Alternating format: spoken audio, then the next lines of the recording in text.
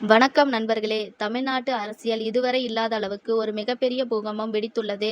தமிழக வெற்றிக் கழகத்தின் தலைவரும், தமிழ்நாட்டின் முதலமைச்சருமான தளபதியின் ஆட்சியை கவிழ்ப்பதற்கு மிகப்பெரிய சதி வேலை பின்பற்றப்பட்டுள்ளது என்ற அதிர்ச்சியூட்டும் தகவலை காவல்துறை தற்போது அதிகாரப்பூர்வமாக வெளியிட்டுள்ளது.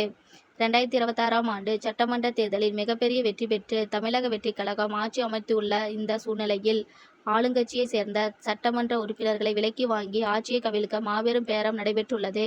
குறிப்பாக முன்னாள் அமைச்சரும், முக்கிய அரசியல் புள்ளியுமான செந்தில் பாலாஜி மற்றும் அவரது தரப்பினர் இந்த மிகப்பெரிய சதி திட்டத்தின் பின்னணியில் இருப்பதாக காவல்துறை சமர்ப்பித்துள்ள அறிக்கை ஒட்டுமொத்த அரசியல் களத்தையும் அதிர வைத்துள்ளது.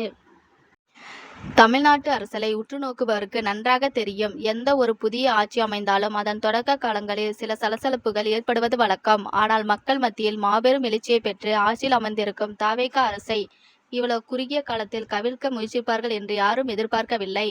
சபாநாயகருக்கு எதிராக கொண்டுவரப்பட்டுள்ள தீர்மானத்திற்கு ஆதரவாக வாக்களிப்பதற்காக தமிழக வெற்றிக் கழகத்தின் சட்டமன்ற உறுப்பினர் இளையராஜாவிடம் சுமார் 35 கோடி ரூபாய் வரை பேரம் பேசப்பட்டுள்ளதாக சென்னை காவல்துறை அதிர்ச்சியூட்டும் தகவலை வெளியிட்டுள்ளது.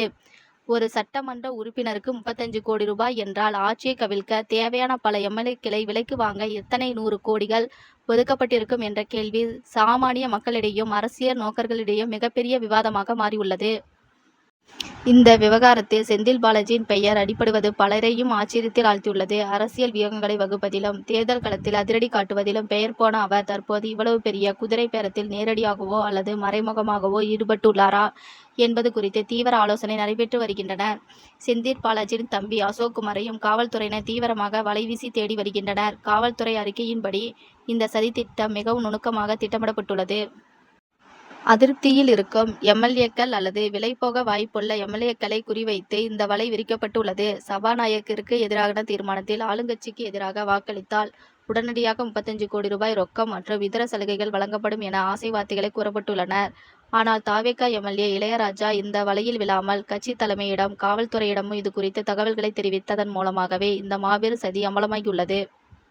முதலமைச்சர் விஜய் இந்த விவகாரத்தை மிகவும் தீவிரமாக எடுத்துக்கொண்டுள்ளார். எந்த ஒரு சூழ்நிலையிலும் ஜனநாயக மரபுகளையும், மக்கள் அளித்த தீர்ப்பையும் சிதைக்க அனுமதிக்க மாட்டோம் என ஆளுங்கட்சி தரப்பில் உறுதியாக தெரிவிக்கப்பட்டுள்ளது. இந்த குதிரை பேர முயற்சி தமிழ்நாட்டு அரசியலில் புதிய கலாச்சாரத்தை புகுத்தும் ஆபத்தான செயல் என பல அரசியல் தலைவர்களும் கண்டனம் தெரிவித்து வருகின்றனர்.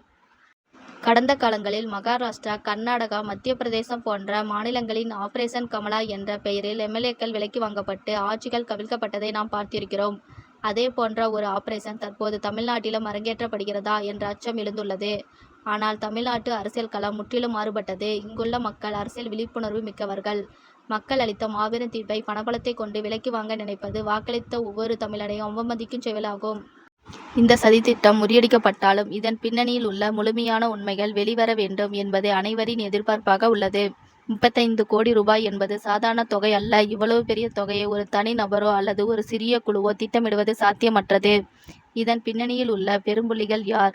நிதி ஆதாரம் எங்கிருந்து வருகிறது? வேறு எந்தெந்த த.வே.க. எம்.எல்.ஏ.க்களை இவர்கள் அணுகினார்கள் என்ற கேள்விகளுக்கு காவல்துறை விடையளிக்க வேண்டும். செந்தில் பாலாஜி மற்றும் அவரது ஆதரவாளர்கள் மீது சுமத்தப்பட்டுள்ள இந்த குற்றச்சாட்டுகள் நிரூபிக்கப்பட்டால் அது தமிழ்நாட்டு அரசியலில் சரிசெய்ய முடியாத மிகப்பெரிய களமாக மாறும்.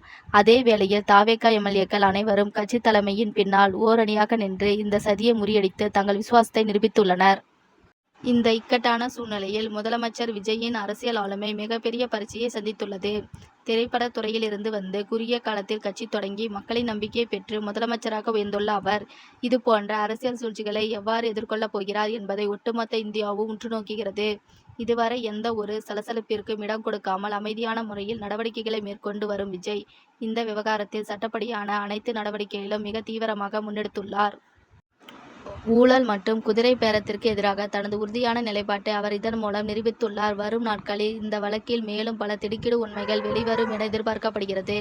காவல்துறையின் விசாரணை அறிக்கை நீதிமன்றத்தில் சமர்ப்பிக்கப்படும் போது இதில் தொடர்புடைய அனைத்து கருப்பாடுகளும் மக்கள் மன்றத்தில் அமலப்படுத்தப்படுவார்கள். நண்பர்களே, ஜனநாயகத்தில் மக்களே எஜமானர்கள்.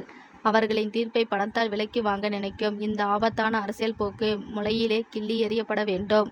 இந்த அரசியல் புயல் குறித்து உங்களுடைய கருத்துக்களை கமெண்டில் பதிவு செய்யுங்கள். இது போன்ற பல அரசியல் செய்திகள் மற்றும் ஆழமான பகுப்பாய்வுகளுக்கு தொடர்ந்து இணைந்திருங்கள்.